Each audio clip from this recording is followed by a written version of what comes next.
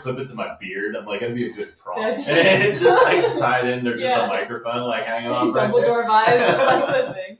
That's a good thing. All right, I'm excited. All right, cool. Ready? Yeah. Hey, everybody. Welcome back to Parenting on Purpose, your podcast for enjoying the journey as a parent.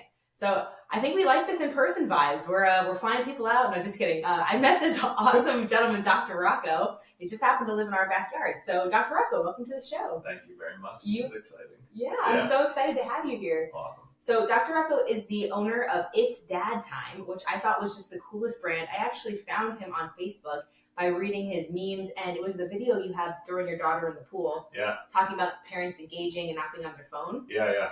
That moved me. Yeah. No, you're good. Yeah, so that it's actually funny how everything started is my assistant found that audio actually. Oh, wow. And used that audio, like, you know what I mean? Like whatever, however people repurpose the audio. We gave the guy credit, so I'm big on giving the guy credit. That's awesome. But that video, it, just kind of took off and everybody was like, oh my God, this is awesome. So it all came together at that same time of like, it was good to help get my message out there because it was perfectly in alignment with that. Like the intentional parenting, right? Yeah. Like just get rid of your phones. I love that. Yeah. That's amazing. Yeah. So we have not prepared what we're going to talk about today on purpose because I think what Dr. Rocco brings to the table, and we'll talk a little about all of that in a second, is how he's developed this brand, what he does, and the message he has is so in alignment for parents today in 2023. I think it's so imperative for us to just be present, and that's kind of the whole vibe. Yeah. I think our brands are very on point together, which is so cool. I love it. It's funny. I had a guy reach out to me who I'm working with one of the books that I'm writing, and he was talking about how he wanted to start something similar to It's Dad Time. And he's like, yeah, but I don't want to step on your toes. I'm like, listen, there can't be enough parenting podcasts, especially for fathers right now. And I have women on mine, so I just had Bree on. It's going to get released. Bree's my best friend. She's a doctor also. It's going to get released next Wednesday. But it's not just dads, but it's really honing in on the, like, everywhere I turn, I see these places where women are really good about coming into community with each other. They're really good about supporting each other. Like,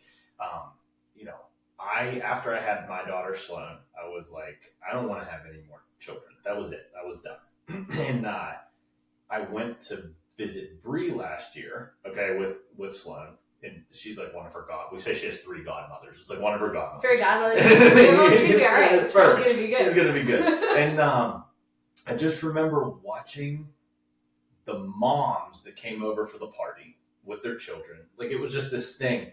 And they all were kind of the same as Bree, but it was like this tribe of people helping everybody out. And I remember thinking, like, damn, if I knew that existed, I probably would have tried to have more kids sooner. I didn't realize that, like, so it's cool to, everywhere I see is like this tight knit of parents and moms. And I'm like, damn, awesome. Dads need some support too. And so that's how it's kind of just started. Like, that's awesome. Yeah.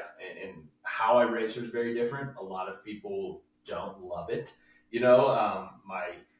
Because it's different than how I was raised. It's different than, like, I want to be very intentional. Every word matters on how I say it. And I know when I say some people don't like it, I pay so close attention to my daughter, which everybody should do, that I know her limits to the point where if something happens and she's crying, I know the second the cry changes to where she's crying because she's getting attention to where she was crying because something was emotionally wrong. And Sloan is 6. So he's not like letting her cry in her crib. No, don't do that. We can talk about that. Please, for the love of God, don't do that. Well, let's come back to that. But I know that the second that happens, and what happens in that second is now you're appeasing the subconscious, and the subconscious is now going to link how you respond from that second on to how she is going to behave later in life. And so I am harder on her in those aspects than other people like, but I realize that there's a physical being, but I'm actually talking to the subconscious. And I know how hard to push her too. Like, I know when we're somewhere and she's just shy and doesn't want to do something, it's like, okay, tell me how you feel. Yeah. It's let's talk to one person. And she's very outgoing as it is. Or like, perfect examples. We were at my house and we went down to the waterfall and there was this log that like went across this big opening, right? And so I ran across the log and then she wanted to do it.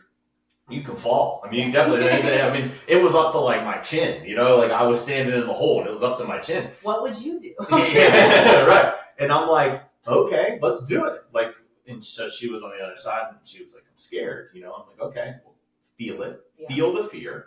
And a big thing in my house is feel the fear and do it anyways. Yes. Like, she knows that, right? But I don't negate that the fear's there. So I'm like, okay, Aunt Maya will stand on the other side. Dad will stand on this side. How about the first time we hold your hand, you go across? So we held her hand. She went across, so it was a little less fearful. Then she's like, so you guys are in the water? No. So this was beside the water, and like the waterfall in the river.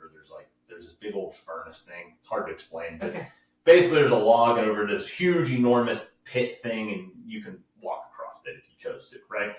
And maybe you shouldn't have chose to because it was definitely dead and rotten, but fucking we're gonna do it. We're doing it, yeah. So like we help her with that, and then she comes back, and I'm like, okay, like, and so we do this like 5 or 6 times and then she starts going, she slips and falls, and I catch her, right? Because I'm not holding her hand this time. Then she's going too slow, so she falls, and so we do this whole thing. But after every time she came back, she was like, I'm scared. I'm like, okay, what do you need? Mm-hmm. She didn't need anything, and I'm like, all right, feel it, and just put one foot in front of the other, baby girl. And she did it, and there were definitely points where she wanted to stop, of course, right? And I'm like, well, hold on, we committed to this. Let's do it. I'm here. You're not doing it alone, and so, but I know her so well that I know I can push that boundary with her, right? And if you don't know your children, that can come as abusive because you're infringing on their boundaries and their desires. Right. But I no longer want to do this. I no longer want to do this. I knew she still wanted to do it. It was just the fear. Right. And fuck if we're letting that control us. It's a lot of things to unpack with that because one, your prefrontal cortex isn't fully developed. The kids are between first it was 7. Then I had a doctor on the other day that told me it's not really fully developed till they're like 16, and I felt awful and I almost get on my teenager's case. I'm like, why are you thinking? Yeah. Oh, Miha, my brain's not developed, so thanks for being an asshole. Right. I'm like, oh, great. So there's that. But I also have a 3-year-old, and I know that logic is already forming. So it's you gotta. Right, it's like we don't use it as a crutch, but we understand that it can form. So there's that. Then there's the being in tune with her to know that she's safe. Yep. Like she feels safe, and now she's trying to recognize what's holding her back. Now that is imperative. Like I can feel how that's going to set her up for success in life. Yeah, and again, all right. So it's not developed yet. Makes perfect sense. But the subconscious is developed. Yes. And you're developing it. So from 0 to 7. 98% of every belief and habit that she's going to have is coming. Yep. Whether the frontal lobe's developed or not, that's happening. And you don't wait. And you don't wait. It's too late. So it doesn't make sense to wait. Now, I understand that the logic and reasoning and all of those things are going to come later, but that's going to come from when you imprinted those first 7 years. Exactly. And so it will develop. I would argue that it waits to develop until the habits and beliefs are there so that it knows what to develop on top of. Wow. Because it's a higher order of thinking. Exactly. Does that make sense? And 100%. So it has to have it's like, we were talking about the spiral staircase and all those things. You have to have the principles to build anything in life. If you don't have the principles and the philosophy behind it, nothing's going to get built. So what principles do you parent by? What principles do you want your children instilled with? Right. Like, how does that look? Yeah. And if we don't ask ourselves that, especially as men, so as dads, I believe... This is good. We're here for it. Yeah. I think a lot of dads that watch this, and I think you're giving them permission. Like, I'm going to say something triggering. So cancel culture. It's fine. Good, you're meant to be here. Say something triggering, so that's good. Because I want you to go where I think you're going, and then at one point we are going to wrap into the whole Dr. Rocco part because I think it really I just get going. It's good, but like what I think you offer, which is really cool. I think dads, and I'm not a dad, so I can't overgeneralize, but I think dads feel feminized by trying to care. Yeah. I think they were raised in an environment where it was like very, like gruff or this or however it was. They think that's their idea of what a man is. And so now you have the more integrated man, which is very much in tune. It doesn't mean like, feminine in the, sexualized way, sure, but just in the whole human way of bringing that together. The fact that you crave community, that you want to be that, but it's very important to also maintain the backbone that is a father. Right. So with that stage, like, please go over where you're going to go. Yeah. So I call it, all right. But I don't like when people are like, oh, the masculine and the feminine and divine, but there is a context for it. And I just don't like catchphrases. I don't like buzzwords. It drives me nuts because a lot of people that use them, you're like, yeah, but whoa, back up. What does that mean? What does it mean? Yeah. What does it mean to you? And you don't know because you're just using it. Yeah, it sounds fun. Because it sounds fun, so it drives me nuts. But I will say that there was an era of my life where I was what I call the very immature masculine, because I believe in old gender roles. I believe that men are men and women are women, and that's how it's supposed to be. Now, it doesn't mean that I don't think women can rise to the top and be CEOs. Some of my best friends and Sloane's aunts are very powerful women. I want to surround her with that, right? And I love it. But I do believe that we'll get to the authoritative part of the subconscious mind and how I think it matters, coming from the masculine. Love this. So I believe that there is the immature masculine, and then you usher in and become the divine masculine. The divine masculine is a masculine that has healed himself from all of the aspects and is okay with having emotions or all of these things. He still controls his emotions. He doesn't let his emotions roll in. If a situation comes up, he doesn't cry. He handles the situation, then he cries later, right? There's different ways to handle this, right? And so I think that it's important as the man, and I noticed that parenting out of the immature masculine, you always lose because it's through the ego and you don't really understand what you're doing and there's no intention behind it. Yeah. When you step into and usher yourself into this divinity, I guess you could say, which Sloane did for me. Mm-hmm. No other woman on the planet has been able to do it. I mean, she did it. Like, she heals massive aspects of me all the time. And only you can heal you. Of course, 100%. And so I needed that thing to come in for me to then want to be better at all of this stuff. And so I think that all right, so let's go back to touch on why I think it's so important to have the man doing certain things in the house is I believe that for a child, they're very different energies with the mom and the dad, feminine, masculine, whatever you want to call that. They could interchange. Yeah. The mom could take on a more masculine role and the dad could take on a more feminine role. I don't think that's the best way to parent, but it's okay, right? Either way. It's got to work for them. It's got to work for the family. And when you do that, the father has the authority in my mind over the subconscious because the mother wants to coddle, cater, and make sure that the child's protected. All she sees is the physical. She sees this little thing. And she sees what can go wrong. She sees everything that can go wrong. Yep. She is the lifeline, which we can come full circle into why you don't let your child cry out at bedtime because all they want is closeness. And this only thing, you are the only thing that keeps that child alive. Yep. If you're breastfeeding. Especially at that age. The mother is the lifeline to everything for that child. Again, especially if you're breastfeeding. So if you put this child into a room all by itself and you just took away its only comfort and its only supply of food in a world of giants, you'd fucking cry too. Yeah. I don't care how bad you think you are, you'd cry too, right? So I believe it's a lot harder for the mother to separate the emotion of the physical need 100%. To the emotion of the subconscious need.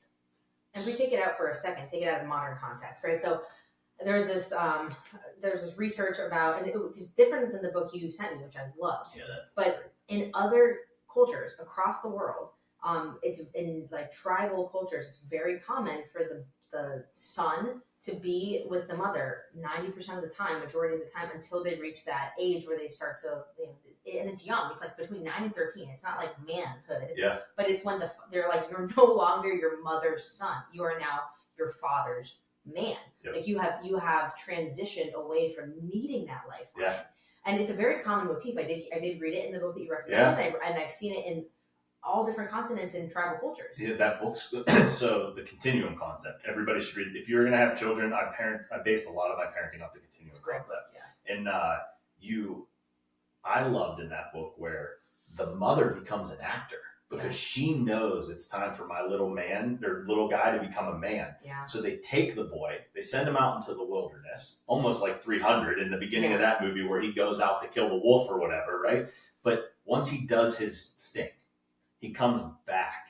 And as he's being taken away, the mother puts on a show of weeping and crying and wanting him back. And he has to leave, right? But she puts on that show with all of her girlfriends in the tribe. Wow. And then he leaves.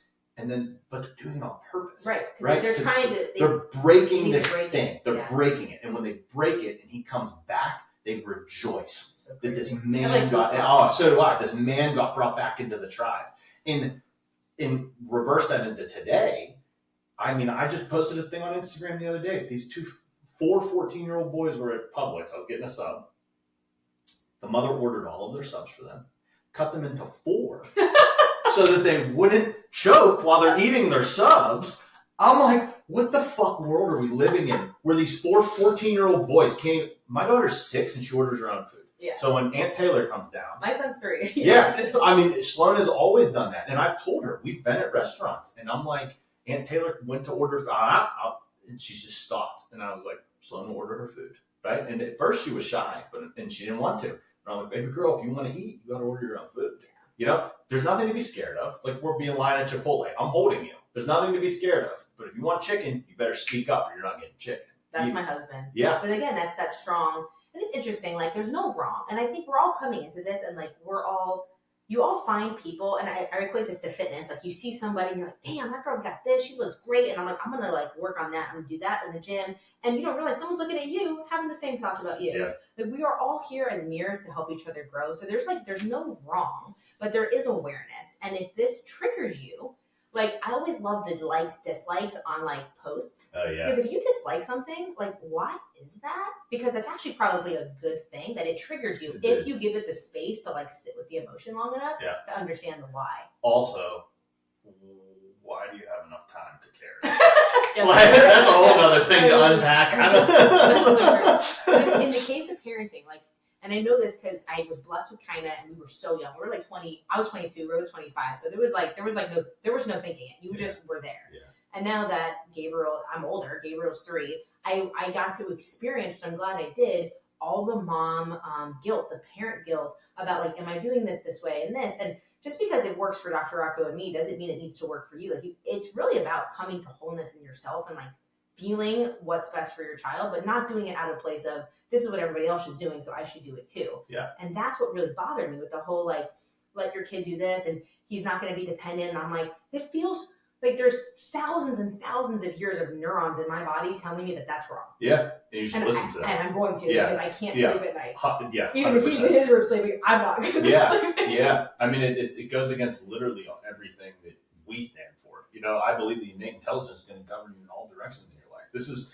Sorry, go ahead. Yeah, no, like, this is a very common thing that comes up on this podcast. So, like, I'm gonna toss it back over to you, but just setting the stage of, we as adults are going to want to protect our kids. That is what we're meant to do. And there are crazies and creeps and all kinds of stuff out there, and you absolutely need to do that. Yeah. Like, this world requires that. 100%. But it also requires awareness.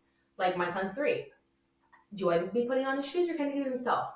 Will it take longer? Yes. Is it going to annoy the crap out of me because I'm trying to rush off? Yes. What am I doing if I don't let him do it? What am I robbing him of? It's just that. Yeah. It's the mental. And you know what? There may be times where I'm going to put on his damn shoes because we are in a rush. Yeah. But it's just having the awareness and not running off of pure like reaction. Yep. That's what I want people to glean from this. Yeah. And there's, off of what you said there, I do that with Sloan, of course, with the shoes, but with words. Okay. So, what was she trying to say the other day? It was a Harry Potter word. Yes. It was like 6 months ago. She loves Harry Potter. It's great. It's great. Yeah. She got to come over. We have magic wands for days. We're going to make it happen. And, man. Muggle? I don't remember what the word was. What's the context? Because I'll get it. I can't even remember. I think it was Voldemort. Oh, Voldemort. Or something like that, right? It was Voldemort or something. And she was at the park. Right. If you know, you know. Okay. We were at the park, and she was with another girl, and that girl couldn't say it. So Sloan changed how she said it to how the girl said it. And I was like, whoop, stop that dead in its tracks. Right there. And I was like, baby girl, you know how to say it. Please say it correctly. And so she didn't want to do it because she didn't want to embarrass the other girl. That's beautiful. Yes, beautiful. But I'm like, honey, you need to say the word correctly. And so we stayed there for 4 minutes until she said the word correctly. And she said it correctly. And I'm like, cool, now we're going to keep saying it. She kept saying it correctly to the point where then the other girl. Did he appear magically out of thin air? No, that would have been freaky. I'd been like, where's my wand? pulled out the Glock and tried to see if it worked. But the girl ended up being able to say it at the end of this whole thing. Right. So don't degrade your own skills. Yeah, that's the teaching moment right there. And so the whole way home, we talked about that. We had a conversation. Sloan, we're never going to dim your light because you are the example for somebody else. And by doing it right, do you see how it taught her how to say it right? You know, and so I'm big with that. Or like, if she even knows a word and then she starts saying it like a baby for some reason, I'm like, well, hold on. Please say the word correctly. And so she says it correctly. And I'm like, okay. I make her say it correctly so that I know she's purposely doing it, and that's okay. Play is very different. But I don't allow her to play with the word until she says it correctly, so I know she knows and her brain knows. It's little things like that. It's the same with the shoes. It matters, and it's going to matter in life. It's interesting. There's a whole like study of the magic of spelling and using words. Like they say, like we lose 202 words a year, and I always get feedback from friends and family like, I love the use of your language. Like I really do think we're all like modern day magi. Like we are here to like really use our power. Like you can be as woo woo or as pragmatic as you want with that, but we're here to use our raw elements and our internal focus to make stuff happen. Like sounds like magic to me. It's the same. It's the same thing. Yeah. But spelling has a very interesting weights and lettering and the whole curvature and there's like a whole study around it, like calligraphy. It's so cool. Now you're gonna make me want to go study that. Oh, dude, I love it. There's this super cute lady that I watched on a Aubrey Marcus podcast, and her whole thing was like the spoken word in a way that sets it up for magic, as if it's like spell casting, spelling. Yeah. And then in school, when they do certain things and they're like degrading the words, and it's just very cool practice. Yeah. Well, I mean, words matter in how you say everything, right? I mean, this is why I do declarations with my daughter. This is why I reframe things. Like, how are you doing today? I'm thriving. Okay, well, that's very different than I'm doing good or I'm okay, right? So teach them to be authentic. Yeah. Right? You know, and when you live from a thriving standpoint and that becomes your set point, you know, of course, every day she's not going to be thriving. Right. And that's okay. It's absolutely okay. Yeah. But damn it, if her set point is thriving, then not thriving becomes good, not shit. You know, I mean, like, where is our set point? It's like T. Harv Eker talks about it, which is amazing. He's like, if you have a level 2 problem and you're a level 5 person, it's not a big deal. It's not a big deal. But if you're a level 5 person, you got a level 9 problem, that's a really big fucking deal. Yeah. Become a level 9 person so that the problems don't matter, right? They don't go away. We just adapt better to them. And I think setting a child up with the greatest adaptability possible is our jobs as parents. End of story. And so a few things here. Einstein said, you can't solve a problem with the same level of thinking that created the problem. Of course. Same thing you're saying. The empowering thing here is you don't have to be born a level 9 person. No. Most of the time you are born a level 9 person, and God bless and love your parents. They were doing the best they could. They made you a level 4 person the way we are making our children. Yeah. So the interesting thing here is it's like you are meant to fail forward in front of your kids. You are meant to show them that path. What fascinates me, and I can share this with you because of our common interests, when I started this podcast, even before like this became like the path, I was researching like how they parented in Egypt, how they parented in China, how they parented in different cultures. Because I'm like, we're pretty new in the global term of society. Like, why am I going to say that what I'm doing is right? Because I saw it on a Pinterest post. Like, that doesn't feel right to me. And when I with Health 5D Mama page, you know, or whatever catchphrase they could do. Yeah. Which is totally fine. Of course, I love it. Everyone is just trying to grow. But what it taught me is, like, in a lot of other cultures, there isn't this, I need to stop my life to become a parent and now I'm done. Yeah. And when I look at my parents, they were not this, like, mentally cognizant, but that is exactly what they did. They just lived. And because they lived, I aspired to be like them. Yep. And that's the interesting part that we in our generation get to put a framework around. Of course. I mean, I talked, I don't know if it was the last podcast I was on, but I talked about something similar to this. It was like, okay, if you go to the gym and you value health, well, if your kid doesn't see you go to the gym, how do they know to value health? Like, they got to know. I mean, even if they don't get to go, like, there are some gyms where the kids can go in. I mean, I grew up going with my dad. You know, I'd sit there while he worked out. They're not going to let you do that now. But she still gets to go play at the play center while I'm going to the gym. So now she already has a love for the gym and loves going and understands that it's a daily part of our lives. Like, if you value eating healthy, like, well, are you eating healthy and then feeding your kid McDonald's? Because like, whoa, Yeah. you're sending mixed signals there. Like, do you value finances? Are you working? Like my daughter, sometimes she decides to wake up. I get up at 6, 5:45 or 6. Some days she gets up at 6:30 because she just wants to sit there beside me while I'm working. That's awesome. Okay, well now she's seeing that dad puts in the work and gets it done, and this is what it looks like. Yeah. Or I put her to bed at night, and she wants me to go right to bed with her. I'm like, well, baby girl, daddy's got to do a little bit of work first, Yeah. you know? And so she sees, okay, you stay up a little later, you get up a little earlier, you do this work. Like these, if you don't show them, they don't know. And if you tell them, it means crap. Nothing. It means no. How many times your parents tell you stuff that you didn't listen to, please? Yeah. and then they're going to get it from outside sources. So I think this is a great place to talk about a few things. You could get poetic license to weave them in however you see it. I know that you co-parent. Yes. I know that you obviously run a practice. You're a doctor. Yes. So the fact that you're so present, you're building a brand to help spread that awareness. I love that. But if you want to just speak on, because you obviously have stuff happening in your life. It's not like you're just sitting around all day. Yeah. You have a lot to balance, yet you still prioritize Sloane's connection and her development. Yeah. I'd love to hear anything that comes to your heart around that. Exhaustion. Yeah, I'll be as raw as possible. So true. I'm fucking tired. I probably break down and cry once every 2 or 3 weeks.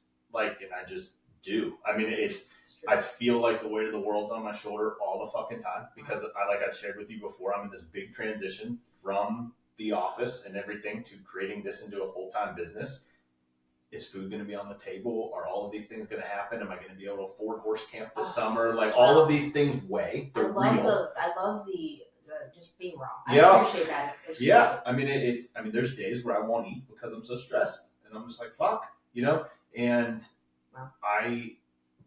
so a good day, a good example would be this weekend. I was supposed to leave town to do some work. It got canceled because Fort Lauderdale got 20 inches of rain and nothing happened. Everything shut down. So I was like, all right, awesome. Well, I woke up Saturday morning and I was just melancholy. I was depressed. Mm-hmm. And I'm like, okay, I know it's because the weight of the world is on my shoulders. And I hope to tell people this because it's normal. It's okay. Yeah, exactly. So I was like, all right, now it's my opportunity. I get to use the tools I have to work my way out of this and not stay here all day long. Because this is what I would teach Sloane. A lot of times I ask myself, when I'm doing something, and Sloane's not there. It's a mirror. If she had a camera of what Dad was doing right now, would she approve? Because if she wouldn't, I shouldn't be doing that. So I'm like, okay, this is my job. I can't hold her to a standard. I won't hold myself to that's disintegrous. Yeah, I can't live that way. Yeah, so I was like, okay, what am I going to do? I'm going to have a cup of coffee first because that'll fucking do something. But when you're in that state, that's a win. Yeah. Getting up and making a cup of coffee, it's a fucking win. Yeah. And I was like, let's go. So I got up and I made the cup, or I actually went to Capital One because it's near where I live. Yeah, it's awesome. It's awesome. So I went and got a coffee and I'm like, all right. And now you're up, you're moving, you're out. Fresh energy. Something's starting to happen. And I'm drinking it, but it's still not much is changing. I'm like, okay, all right, gym.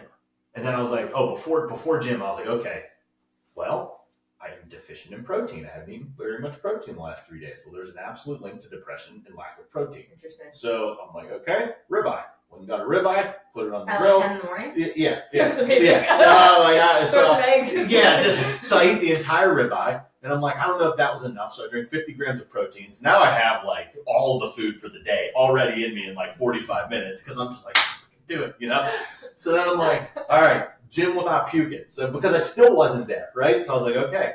So so I went to the gym, did legs because I know legs are the best way. Legs feed the wolf. So let's really drive home the legs and hamstrings and glutes. So I did that, dragged ass through the whole workout, didn't want to do it, didn't want to be there, had no motivation, was still depressed.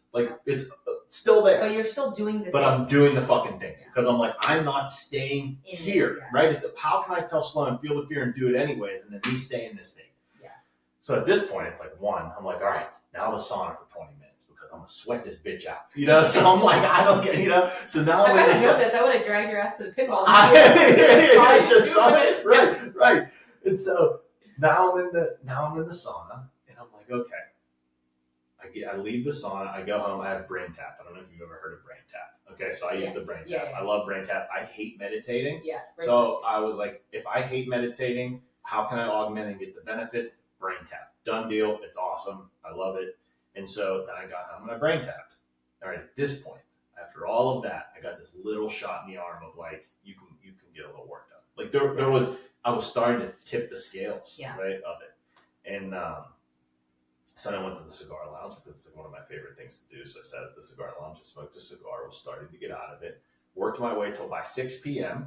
And it was a Saturday that normally I would have had things to do, but the universe blessed me with a day of nothing to do because everything got shut down, and it is what it is, right? And this is not a typical day, but the one I want to interject here is like, this is a self-care day, however that looks to you. Like, as parents, there are going to be freaking days, weeks, where you're just running, and we don't have the ability to do that. So sometimes we are going to have to dig ourselves out to get to a place of homeostasis so we can just then grow. Yeah. But I love that you recognize it and you're like, I'm going to go from there. Yeah. Well, I had to do something, right? Because I'm like, this isn't going to change. So I did that.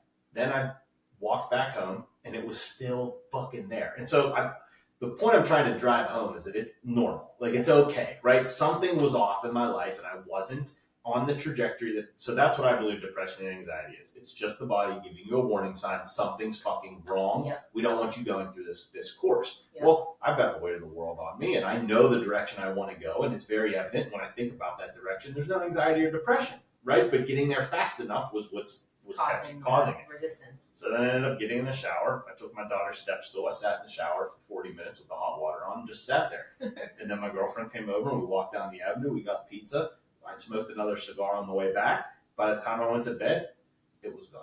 That's awesome. It took all fucking day. All day. Isn't that, you know what's interesting as you're saying this? I'm thinking to myself, because we're even if we don't try to be, at some level we're all self-absorbed. It's like, you don't think our kids have days like that? Right. And do they have space in this life, in this crazy world of freaking piano lessons and soccer? And do they have space to have 2 minutes to themselves? Yep. See, and I make sure she does. She's always allowed to tell me she needs time, she needs space, she needs alone time in the room. But she's 6. Yeah. What about the 2-year-old? Yeah. Who doesn't know yet? Huge. Like that decompression time. Yeah.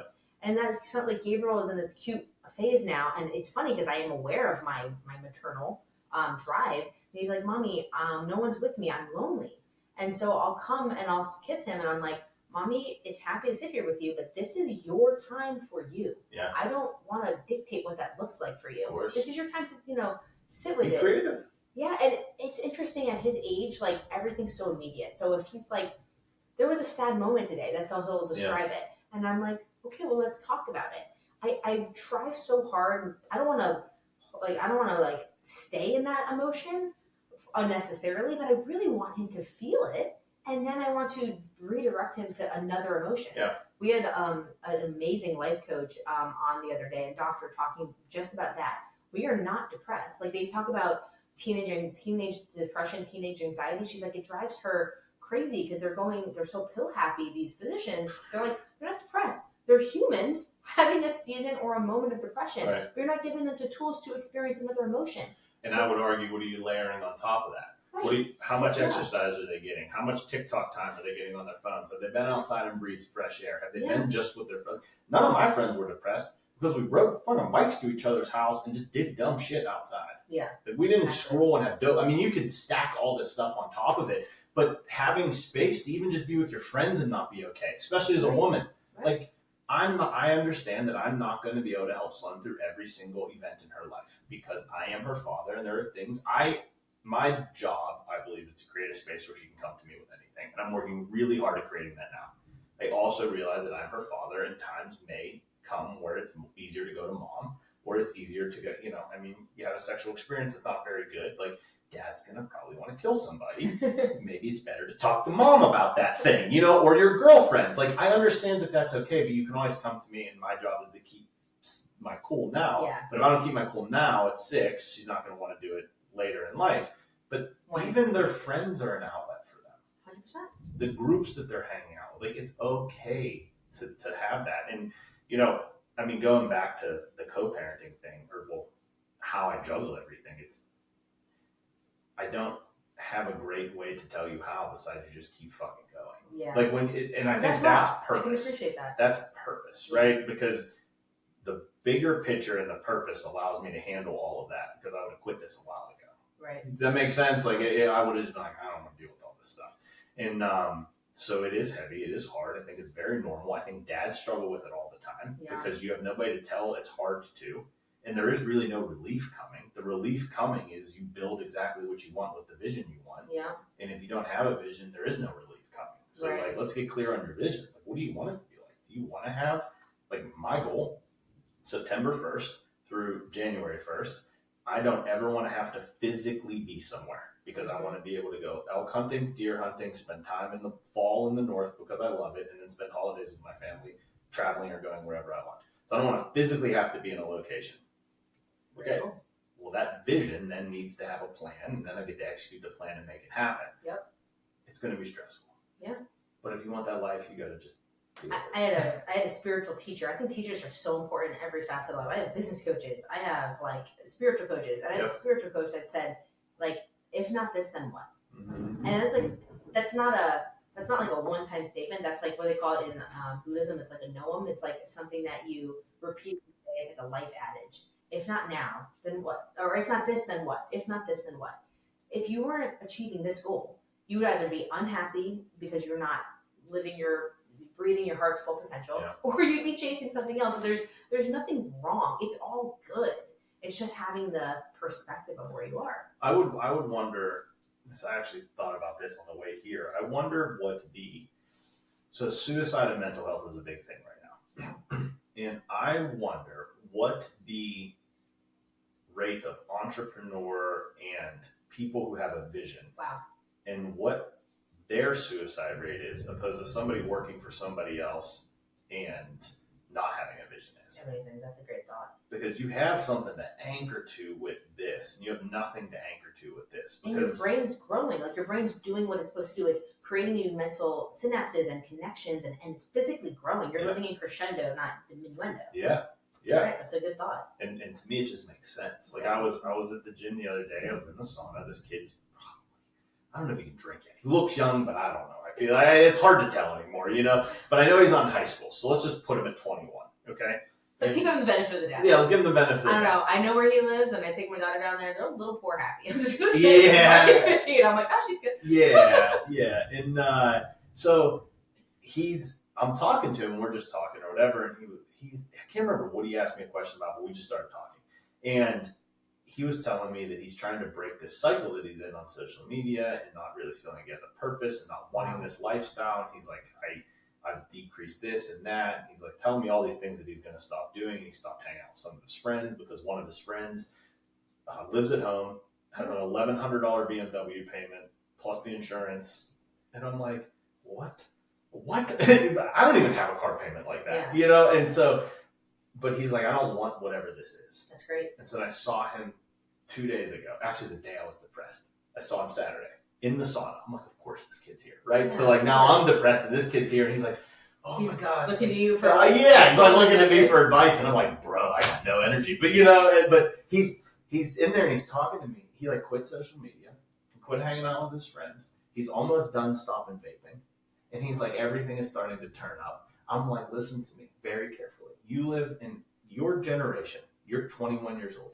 To rise to the top of people within 5 years of you is so fucking easy. All you have to do is be disciplined and delay the gratification, and you'll become one of the top people in whatever field you want to be in. Right. And it's just like, and you have the space as not a parent right now to do it. Exactly. Yeah. Go after it. You know, whatever it is, man. I don't care. This is the thing you teach your kids. It's exactly what you teach your kids. You know, I pray that my daughter at 12 years old comes to me and is like, I don't want to go to school anymore because it's useless. Let's build a business. Done.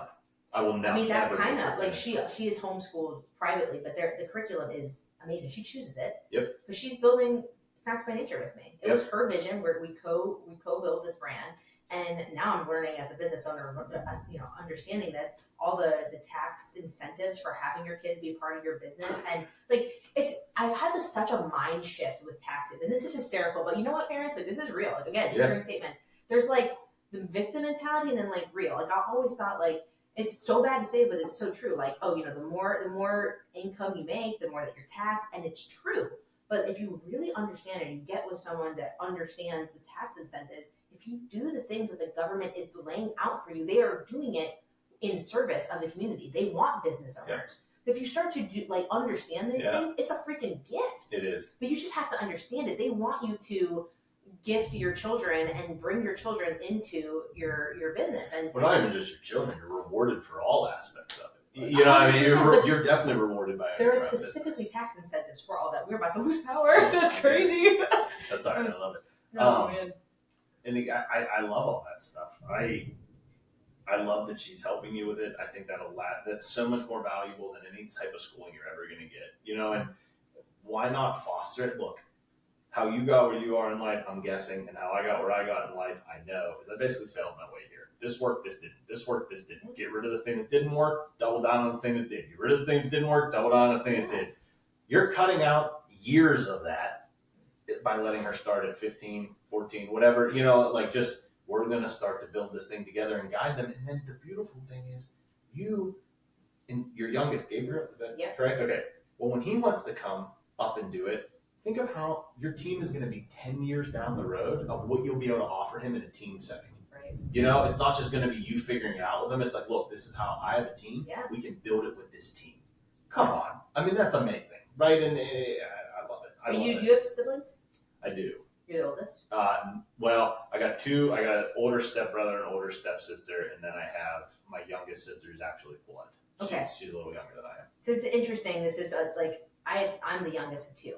And I observe Shekinah is our oldest. I see this common thread with in the nuclear sense, the older sibling, where it's they're carving the path, the machete through the forest, and that makes a beautiful entrepreneur or politician. It's someone who's gonna carve their way. They understand that they're gonna have to fail fast. That they're not expecting an easy path. They want that. They crave it. Because they understand that they get the control once they do it. Yeah. And it's beautiful. And Monroe and I talk about this all the time, over a glass of wine. It's our children have very different understanding and frameworks of life. And we actually have to try and remind Gabriel of what he's blessed into that he doesn't know. And Shekinah knew Monroe and I when we were in a one-bedroom apartment, and she was sleeping on our couch. Yeah. And, I mean, Sloan and I sleep in a one-bedroom right now. Yeah. And there's nothing. No, but she gets to see Dad work his way out. Exactly. Which is beautiful. And that's invaluable what that's going to do for them.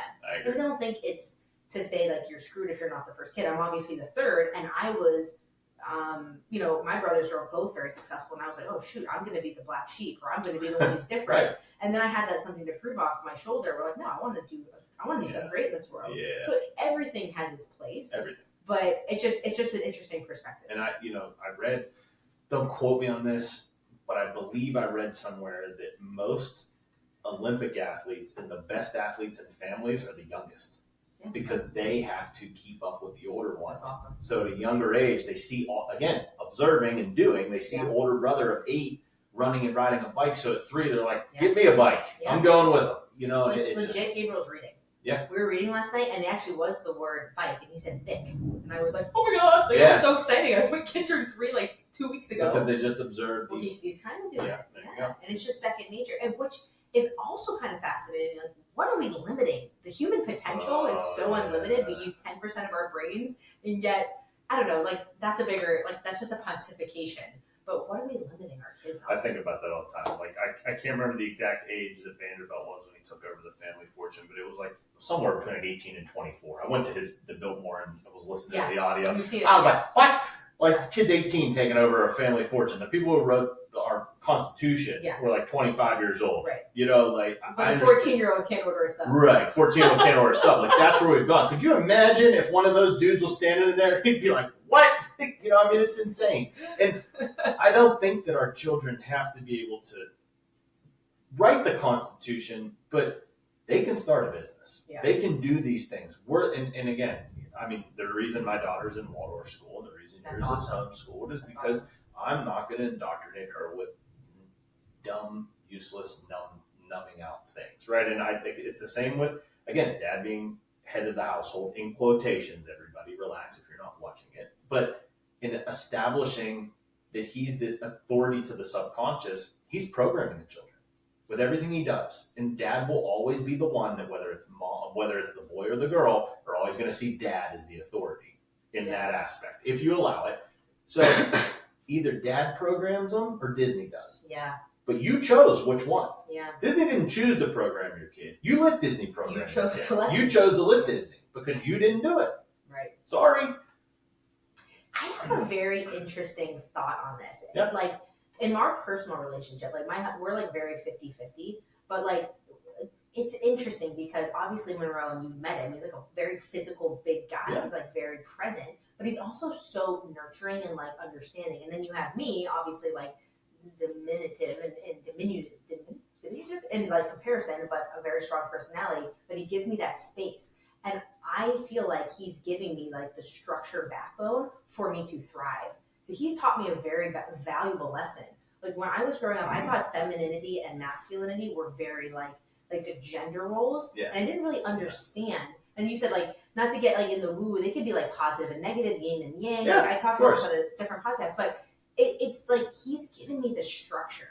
Like I'll give you the best example. On our second date, one of our first dates, he took me to a church service with him. Samoan church in Seattle. Like I still remember going to his youth service and talk about the difference between being male and being a man. This was such a cool sermon. It was like males want to like sow the seed, plow the field, but men want to cultivate the garden.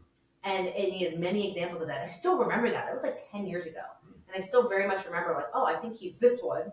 And like, I'm here for it. And now I've realized like I'm the garden. Like he's allowed me to be what I've grown to be. And it's the same thing for our children and the same thing, you know, that women, it depends if you're a co-parent or it doesn't matter. Like we are doing that for our children. So I think that's beautiful, but you could hear what you said and easily go to like, oh, he's like controlling. And I take it as, and you'll understand in a second when you explain to the audience the whole doctor portion of what you do and the whole integration. But you're doing something very in service where you're like tuning into Sloan and understanding what she needs and giving her like this is very higher level masculinity. And I just really learned that in the past few years. Yeah, and I think so.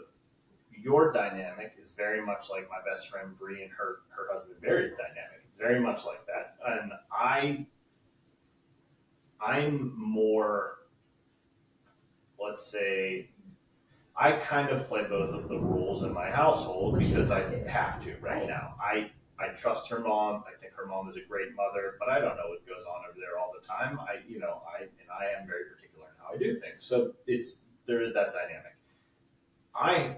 So my logo is actually designed off of what you just talked about. Oh, wow. So it's me holding my hand like this and my daughter's dancing on it. That's so awesome. The way I perceive the masculine, I perceive man is you're supposed to be the stable structure of the universe. Unwavering, unmovable, unshakable. And when you have a stable structure, you can create anything on top of it. And we're the creation. And you are the creation. Yeah.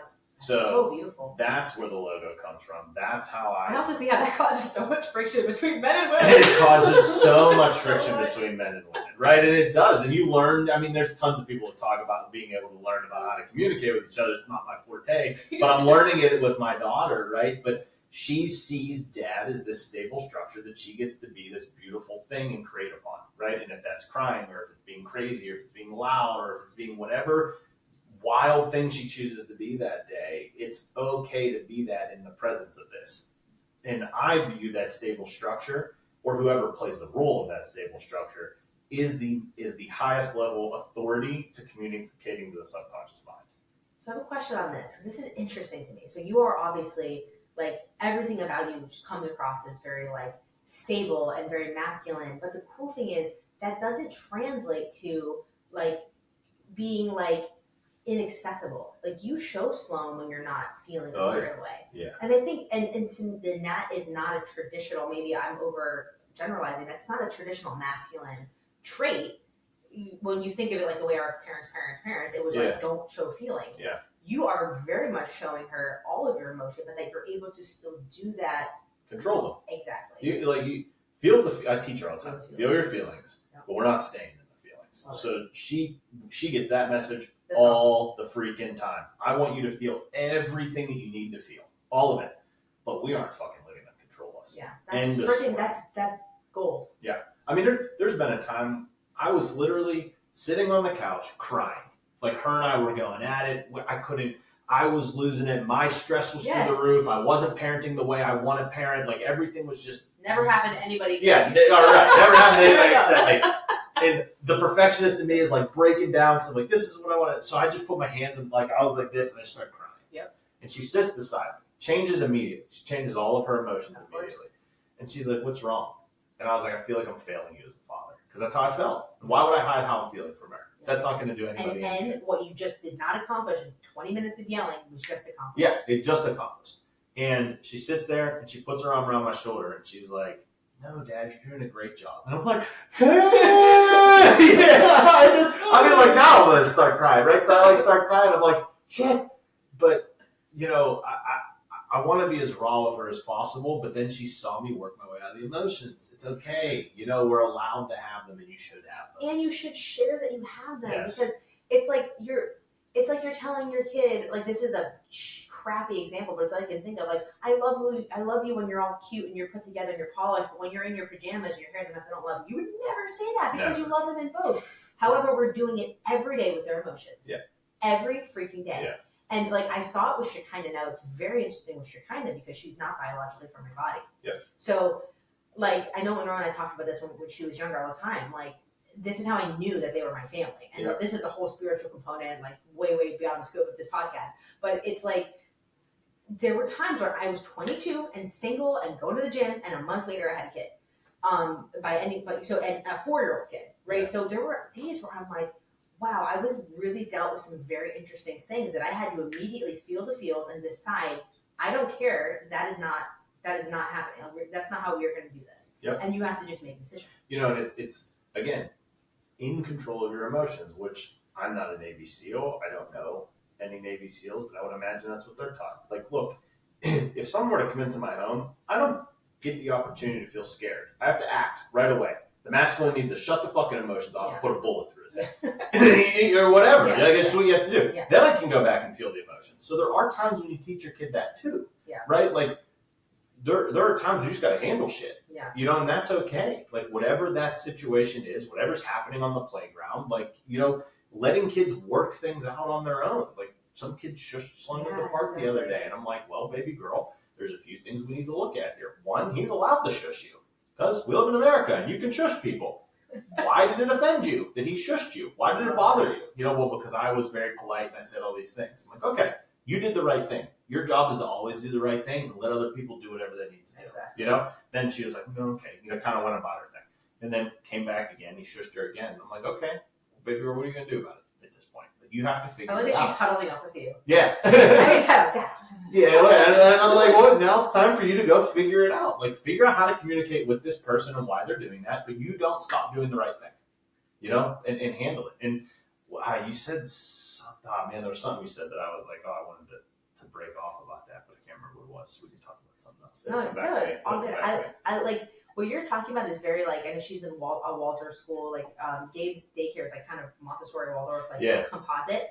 And it's interesting, like, they teach you in those curriculums, like, if the kid doesn't want to share, they don't have to share. Yeah. And I find it fascinating because at one level, we are communal creatures. And I also think what we talked about earlier, like, where are we inhibiting our children?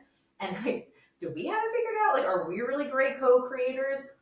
Right. So, like, maybe I shouldn't juxtapose what I got going on in my, like, limited framework over my kid, but then you get the mom looking at you. And it's so interesting, like, and I don't feel bad saying this, but when my kid is the one being, like, picked on, like, I'm not the mom to jump in because I want to see what he does. Yep.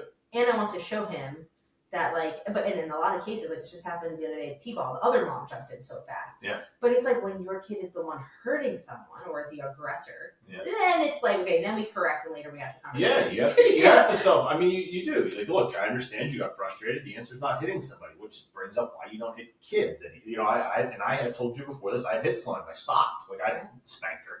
Didn't flog her. But, you know, I mean, I spanked her, you know, and get the tar in the feather. It was, right. Like, the first, year and a half or 2 years I had done that. And then I realized, like, whoa, well, what if she hits me? I'm not going to be okay with that. So then how can I be okay hitting her and then send the message, Dad's allowed to hit you when you do something wrong, but if I do something wrong, you can't hit me. And boy, that's really fucking confusing. And then violence is the answer. So when you get to the playground and someone does something you don't like, you're going to punch them in the fucking face. Then I'm going to get mad at you, and the police are going to get. That doesn't work. Yeah. Like the messages you just sent to the subconscious do not work. So I'm like, it's got to go.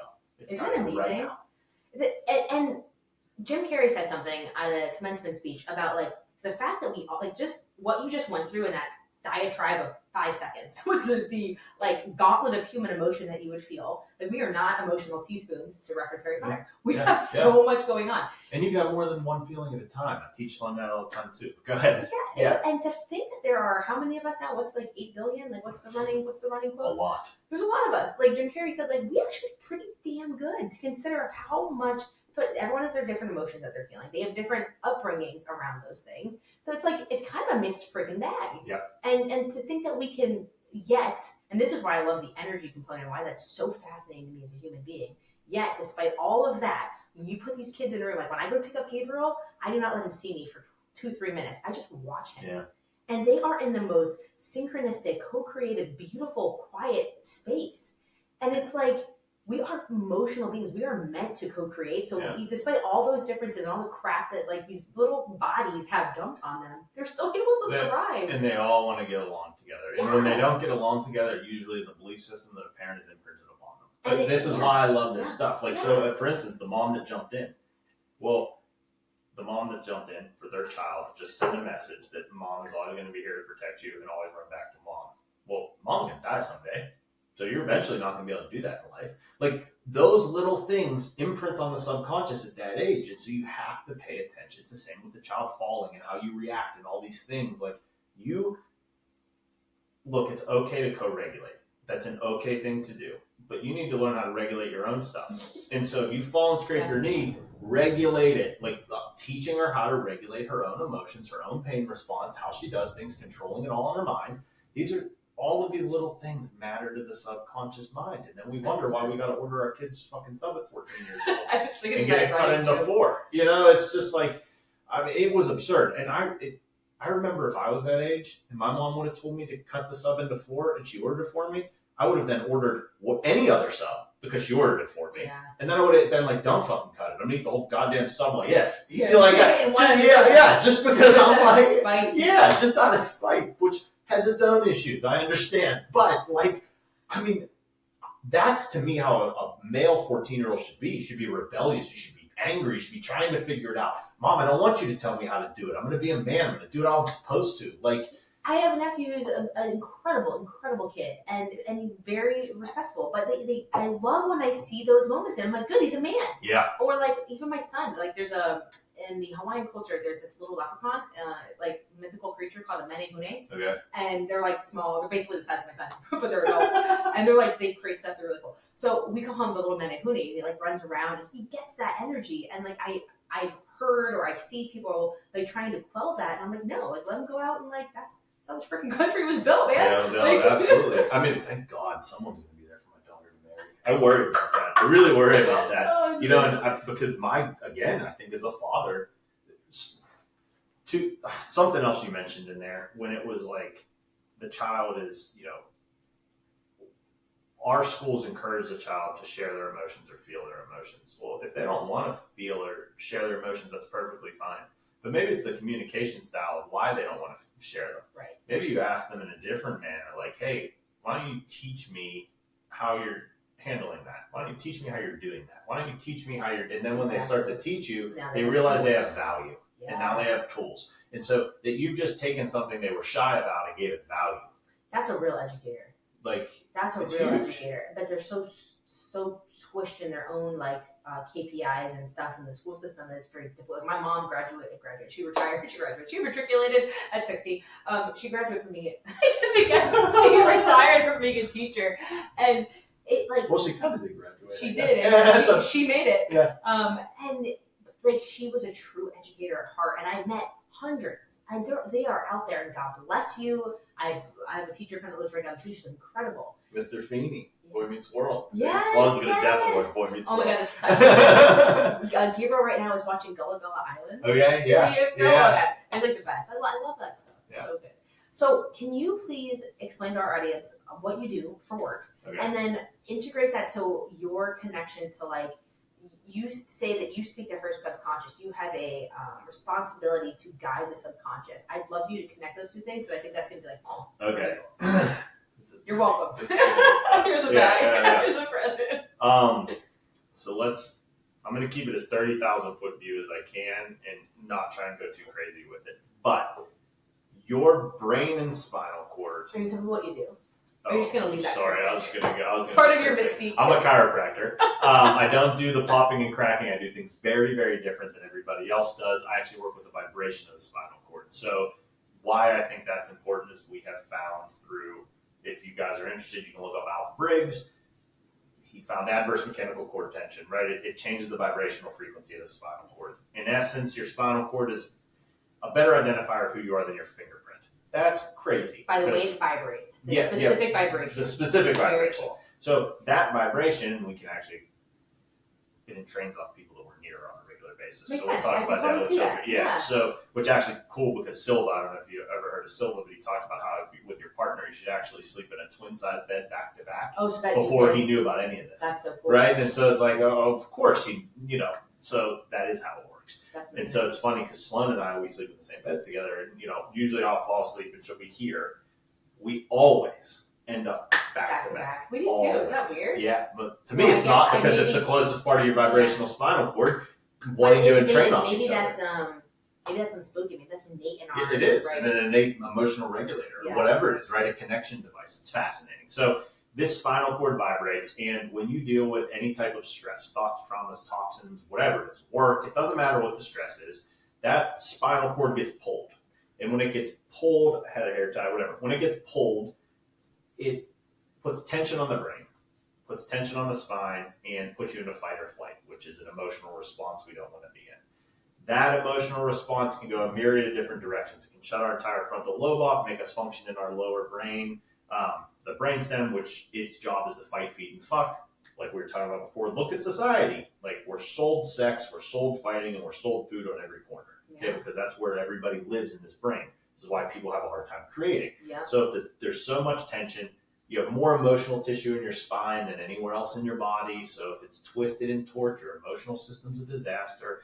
Not to mention the fact that your spine controls 7 trillion cells. Right. And if that vibration to all those cells is, you're going to feel, right? And even if you're going to create, you're going to attract and suck all that in like a vortex, because the universe, like attracts like. It's that simple. There's no way around it.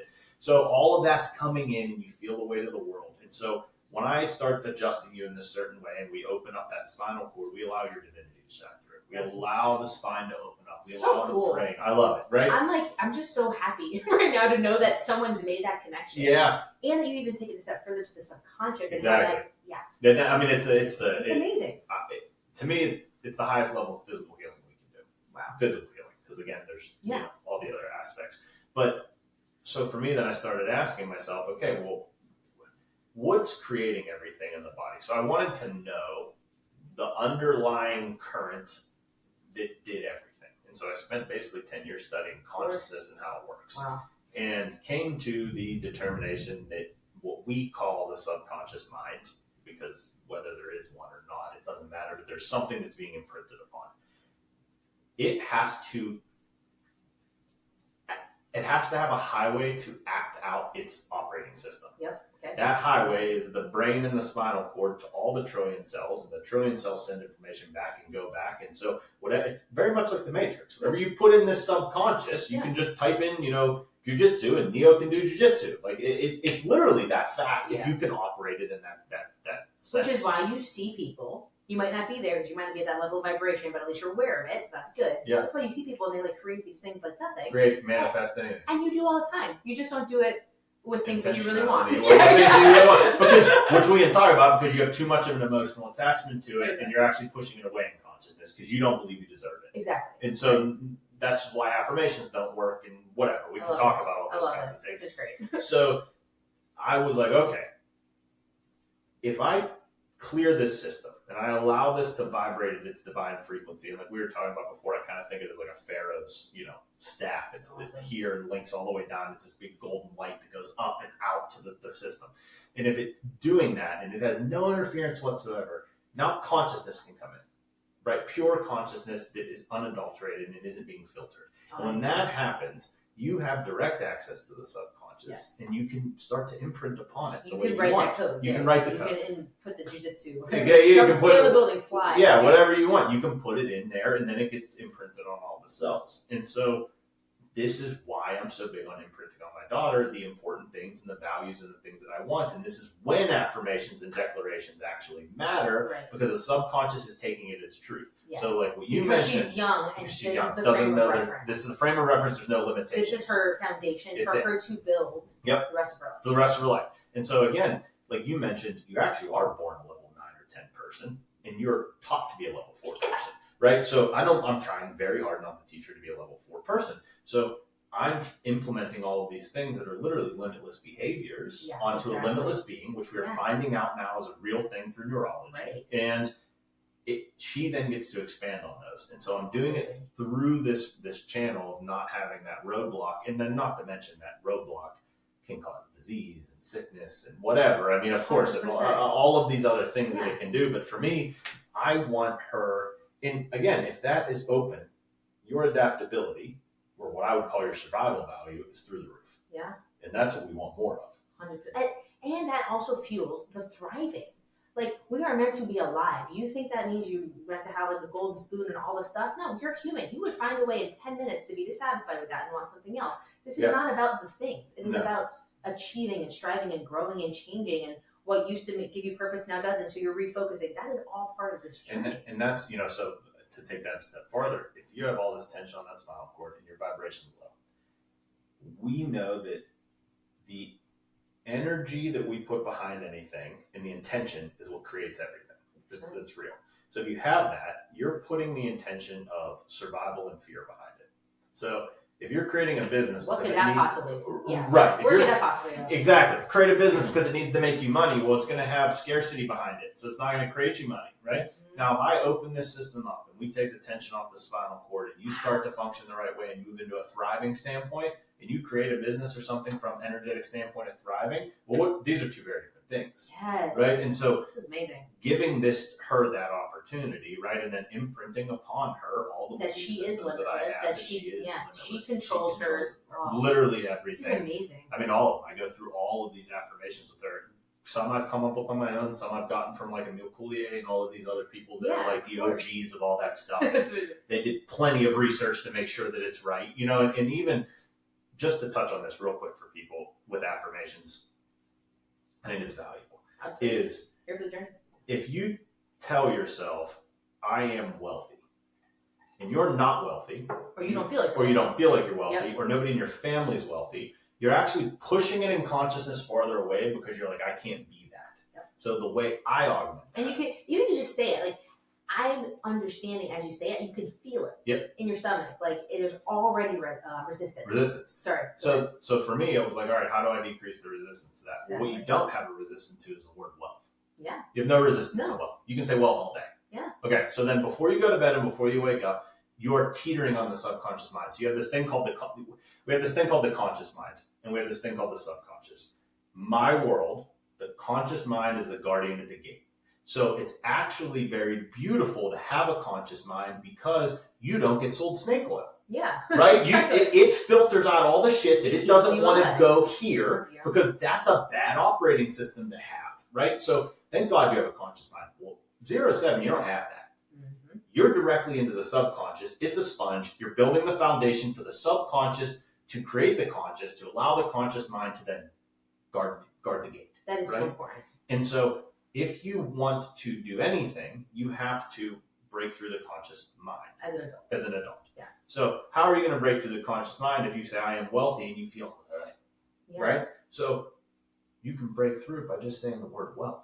Okay, well, when does the conscious mind start to go away? Because the conscious mind is what operates all this shit all day long. The subconscious makes your heart beat, makes you sleep, makes you do all these other things. So as you're falling asleep and as you're waking up, that's when those things are teetering back and forth, and when you have the most optimal time to imprint on it if you're trying to change something. Exactly. So what I do is before I go to bed is I say health, wealth, success. Love it. Over and over again, like a lullaby, like you're counting sheep until I fall asleep. Wow. And I fall asleep every night to health, awesome. wealth, success, because I'm not dictating the level of health. I'm not dictating the wealth, and I'm not dictating success, saying I am these things. I'm just simply saying them. Love it. And when I was going through the divorce, I literally went to bed at night saying happy, happy, happy, happy, happy over and over again because I wasn't happy. Exactly. And so if I said I am happy, I'm going to fuck up my whole sleep. Yeah. But I just, every night, happy. Because happy, you can resonate with that. You can feel it. And then you'll picture yourself. And then, hey, now you're vibrating there. So guess what? A couple months later, all of a sudden, you're vibrating at it. You can think about it. You can say these things, and you can be this and be like, damn, I actually am healthy. But you bypass the shit that is holding you from because it's the I am part that you have all this connection to, so you remove it. One of my business coaches, Ryan Morin, said something the other day, and I love. So Abraham Hicks is a very spiritual person, and I love Abraham Hicks too. And evidently he followed Abraham too, so it was like nuts to me. But he was quoting something about this, and it's like, I think this is a great mirror. If you have a resistance to something that you want, you'll start to notice you have animosity towards others that have it. That's a really clear sign that you're in resistance to that thing. Like if your neighbor has a nice car or someone has this and this, and you, inside, you don't have to say it out loud, but you know you are. We all have it. You feel a certain way about it. Yeah. Well, good. That just showed you where you are at with that limiting belief. Yeah. Now, as Dr. Rocco said to his 6-year-old, we get to say to ourselves as parents, we parent ourselves more than we parent our children, is because they don't need parenting. We need parenting. They just need a fostered environment. Yeah. Is great. Now you can choose. You can choose. Now you can choose. And and also the best part of that is 1 to 7, they can say I am. Yes. Because they don't know that they're not. No, and you believe it when you do it with them. Yeah. Gabe and I do that all the time. And I believe that's the whole ancient Hawaiian tradition that there's the whole bless that which you want. Yes. So if you see something that makes you feel, I have it on or had it on like where my speedometer was, just said bless. Like if Talk you see about a buzzword nowadays. Yeah, right. You see a Lamborghini and you are like, man, I want a Lamborghini, and then you resent the guy who has a Lamborghini. Well, conscience is never going to give you something you resent. You don't want to become that. Exactly. Right? So you're going to hold it in resistance. So start blessing it. And that's That's thing. Exactly where I was going with this. And I think it perfect. Of course it is. It's perfect. And it's like when you start to see it around you, just because it's driving in front of you, you created that too. So bless that. Show gratitude to that. You are already calling. You're already calling. Just because it's not sitting in your driveway, but again, even if it was, would you be happy? The answer is no, because you haven't cleared the crap. Right. And so that's what it's all about. Is when you see it, instead of saying, "Oh, my neighbor has this," I'm resentful. Is, "Oh man, I'm so grateful to see that somebody who's relatively the same age as me, who is relatively has the same type of start that I did in life, was able to do this. This is phenomenal. This is my green light to show that I can do this." Yeah. That is such a different energy. So different. Than just blah. No, I mean that to me that's everything, because it's how you view, how you perceive, how you do everything is how you're going to reap the reward later. Yeah. And it's the same. So how do I say this? I don't like charity. I don't like giving to charity, and I don't like the word charity. Okay. I love what they're trying to do. You love helping people. Yes. But in the aspect of charity, you're in essence reaffirming. Yeah, it's a self-limiting belief. Yes, you're reaffirming that self-limiting belief, and you're reaffirming. I can't do for myself, so I need people to do for me. And so now, how are they ever going to get out of there? Because you've just imprinted onto their subconscious that to get what you need to always be receiving charity. Right. How are they going to get out of charity if that's what their subconscious now believes? They're going to create more and more and more. That is a victim mentality. That is not putting them in the power of a creator. And so I'm not okay with that. I'm not saying don't help people. I'm not saying don't do the right thing. But my God, don't just do it in that manner, because then they see no other way, because you just met their needs. And if you meet the needs, the subconscious is going to go, that was easy. Let's do it again. It's the fastest way to get my needs met is to be a victim, be a victim, be a victim. Again, children, I believe everything. The reason there are victims in the world is because mom and dad, you created victims. Mm-hmm. End of story. Like if you create a child, if you have a child, and every time they're miserable, you show them more attention and more love, they just like misery with attention and love. You just created a victim. Yeah. Not okay. I know. So this is why, for me, this is why all this I felt like this had to start, because I believe, I don't want to say the world's going in a different direction right now, but I'm not too sure I'm okay with the way things are going right now. And I look at it and I go, how did it get there? How does there a kid in Tennessee who thinks he's a dog that wants to shit in a we just had this conversation. A thing at school. Yeah. Like, how did that happen? I just had this conversation with my cousin. And I look at it and I go, because the dad didn't do something. The dad wasn't present. The dad didn't teach them something. Like, you're a woman. Be fucking proud of that. Yeah. Like, if I say to my daughter, like, hey, man, she goes, I'm not a man. Yeah. She's 6 and she knows she's a fucking woman and she's proud of it. That's awesome. Like, it doesn't mean you're limited. It doesn't mean you don't have as much. It doesn't mean you're less valuable. I would argue you're more valuable. Yeah. Yeah. So it has to start in the home. You know what's cool about this? It's like you're motivated by the nightmare, and not you, like society. Like, I think there are so many people like you and me who are activated right now because we're seeing, if I don't do something, like we've always had the impetus within us to share a message. It just didn't feel necessary, and now it does. Yeah. Now there's been a very clear. Like, it's been like 8 years building in me where I'm like, I don't want to. And then all of a sudden I was like, I have to. Same. Yeah. And it's funny because I've had like some of my spiritual teachers and stuff. They're like telling me for the past few years, like, yo, something is about to shift quick. No. And it's like, it's going to go fast. And I'm like, okay, whatever. And I'm like, doing my thing, my doing my thing. Yeah. And then all of a sudden with the snack business, it's like, I get so like worked up the way you do. I'm like, she kind of comes to me, Mom, let's do this. Let's make a better snack for Gabe's age kid. I'm like, awesome, baby. Very good. I love it. And then I'm thinking, I'm sure they're doing the best they can. I start to research it. I'm like, this is disgusting. I'm like viscerally unokay now. Yeah. And now we got to do something about it. Yeah. Now I have a choice. And my choice is to fight it. Yeah. Right. And again, it's back to choice. You have a choice. You can. I'm not just going to sit there and be okay and keep eating the damn thing. Right. We're not doing that. Yeah. We're going to make it. And if you chose that, in my world, what I teach son, you don't get to complain anymore. Exactly. You made the choice. Right. You're fine with that. Which is why I make homemade beef jerky, because I can't find beef jerky anywhere that I want to feed my kid. Amazing. And so she loves it. Recipe swap. We make it. Yeah. I love it. And we, so again, it comes back to, what are you teaching her? You're teaching her, I don't like something, which means there's an opportunity, because if I don't like it, there's other people that don't like it. And if there's an opportunity, there's money. And what does money do? Money makes more opportunity. Money makes the world go round. Money's energy. Money's energy. It's just a form of energy. And look, I've had to struggle, or I've gotten the opportunity to overcome a lot of limiting money beliefs from my family. Great. One of the awesome ones that I recently, with my friend Bree, Aunt Bree, whatever we want to call her, was, again, I've shared how like I'm up against it every month right now because I'm putting a lot of money into a business that's not generating any money. And I'm in the middle of transitioning another one, which means not as much attention's going to that one, which means the revenue's not coming in like it was before, but this is growing. It's this whole thing. Yeah, and so I was thinking about getting rid of my cleaning lady. Sorry, and then you just made it real first world problem. I made it a real first world problem. We're gonna tie it as the Amazon truck pulls back. We're gonna tie it all together because and again, this is perfect. So this is gonna tie it all together. So how do you handle it all? Well, I have a cleaning lady come every 2 weeks, right? And help, because my house, I can't handle it all. Like my house gets behind, and when my house gets behind, I lose my center, right? And I don't want to raise my daughter in a house that gets behind. I do my absolute best, but to be present with her, run 2 businesses, take her to piano, do all these things. You're a single parent. Yes, no help. Yeah. Like when Taylor comes into town, she comes like once a month. Aunt Taylor, right? She comes into town. She's like, how the fuck do you do this when I'm not here? I'm like, I'm not even sure at this point. I feel like parents are going to be so impressed, and like you set a high bar. Well, again, that was my goal though. When Sloan was born, I was like, okay, this is it. I had a buddy that told me, he was like, every man she dates for the rest of her life is going to be compared to you. And I was like, oh, fuck that.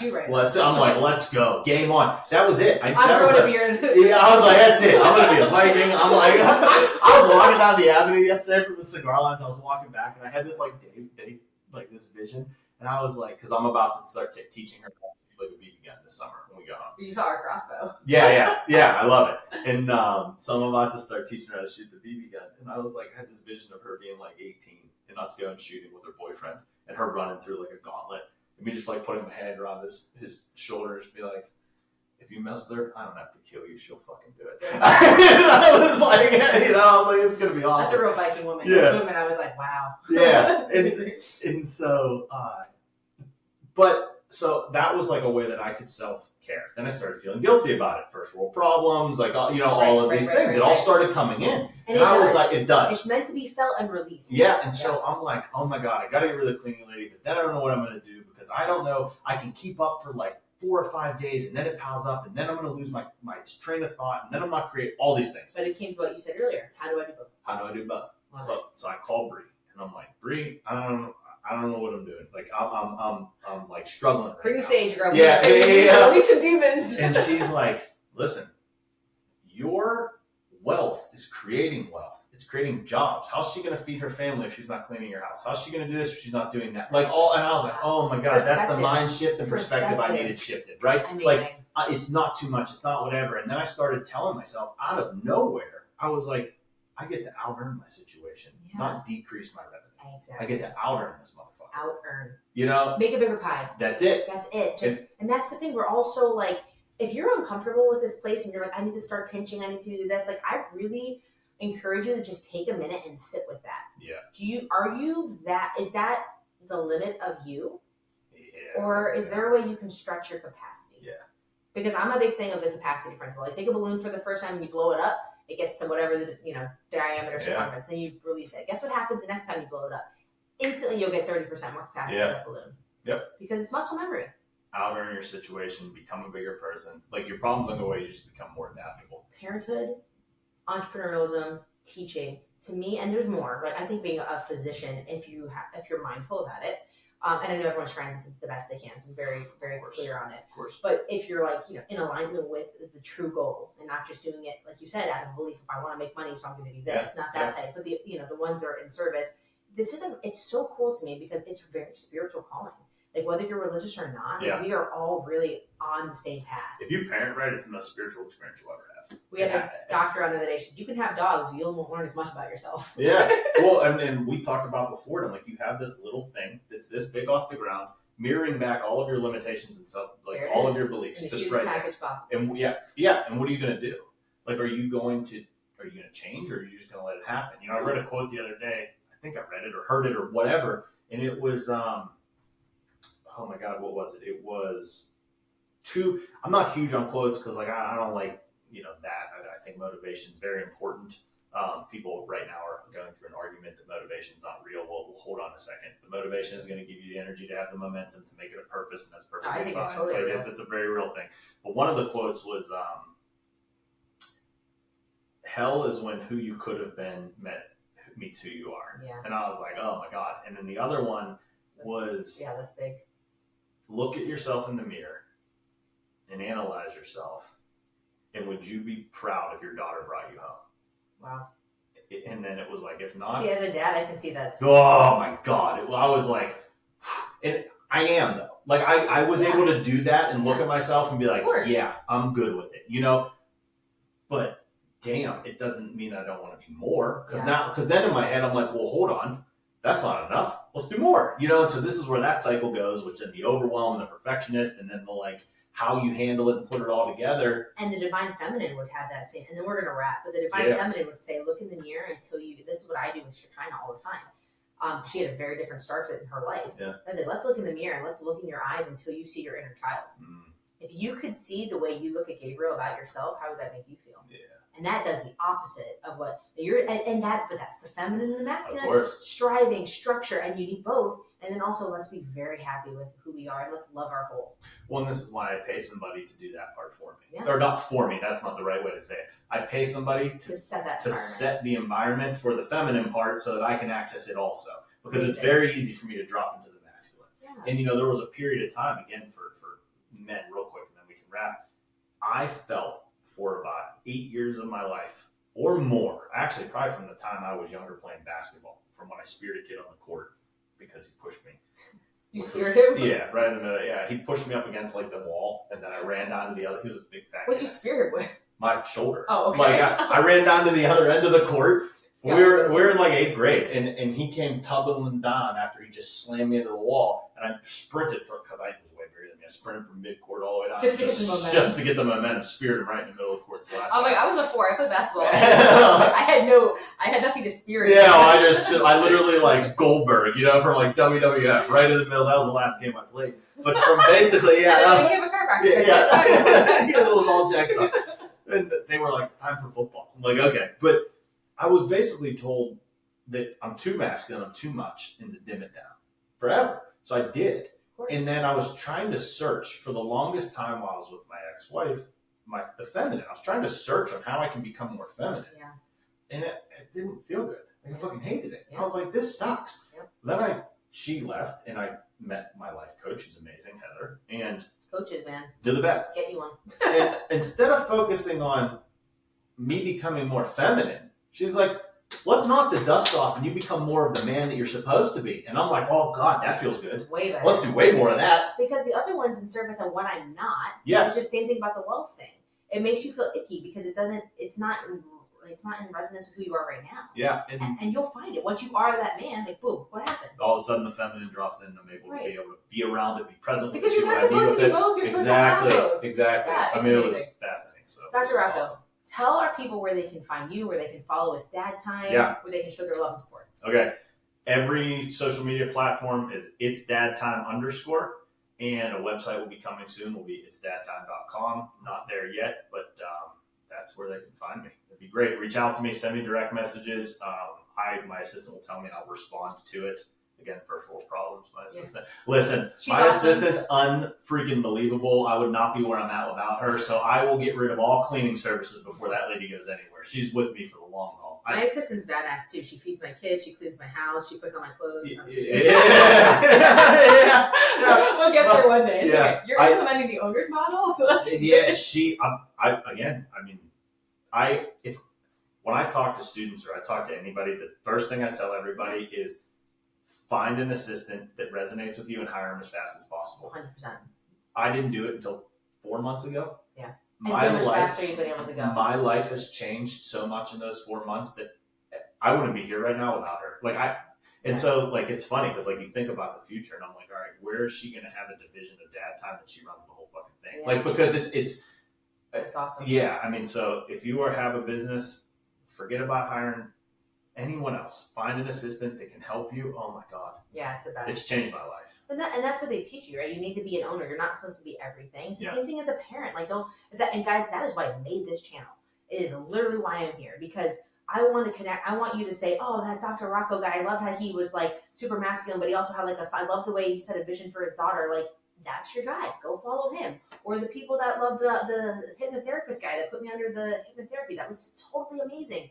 They're just tools for you to plug into. You don't need to have all the answers. And always go with that's it. And always go with who resonates with you. Don't force it. There's people online that I'm like, that's not the kind of person I'd want to hire as a coach.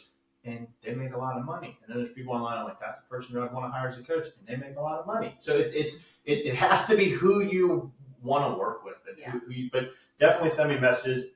My podcast is also up. It's Dad Time. I don't release them every week. It's every other week. And then I do a Friday Focus every other week. If you want topics talked about, please message me because I can riff about anything and I would love it. That makes my life so much easier. Yeah. This was amazing. You're an amazing. Speaking of riffing off of everything, this is my longest podcast to date, so congratulations. No, and we spoke for 2 hours before we went from no prep time to we know each other's lives. No, but this was amazing. We'll probably have you back on because I love your voice and I love hearing from dads. I love the co-parenting. I love how just raw you are. That next time. Thank you. Yeah, and I like it's very co-creative in my vibe. So I actually like to have somebody on the first time, and then our community is great about asking questions. Yeah, so we'll let them do that. Yeah, ask questions. And then we'll have Dr. Rocco back on. So I'm gonna try to do my hair next time, so I'm not outshined by this guy. I'll get the side shave that actually shaved my. I was driving here and I was like, I had Sloan last night, so I was driving here and I was like, shit, I forgot to shave. I was like, how much you are? It's amazing. This has been so good. I'll have to brush up on my Viking references. It's so good. I like it. Parents, thank you guys for being here. I super appreciate it. Hope you guys are having fun in this journey. I'm having a blast. Anything you guys want to learn, that's what we're here for. Let me know. I'll find amazing people like Dr. Rocco to bring them to you. Please bless the subscribe button down below. Get